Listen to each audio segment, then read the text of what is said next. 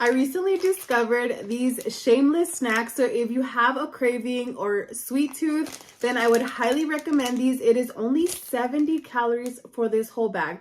Also, no redefined sugars. It does have 26 grams of fiber. So I would definitely recommend if you're looking for something sweet. These in particular, these are the Chili Mango Fire.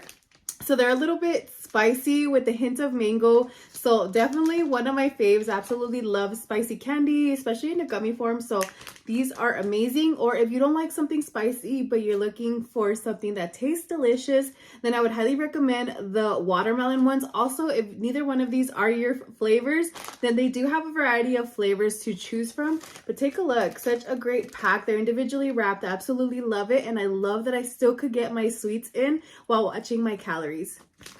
And just to give you a reference of what these delicious snacks look like, they each have their individual form. This one has a little fire form, so take a look at the little gummy. This one has a watermelon form, but they only have 3 grams of sugar. So if you're looking for a good alternative for a nice snack, especially late at night, I would definitely recommend Shameless Snacks.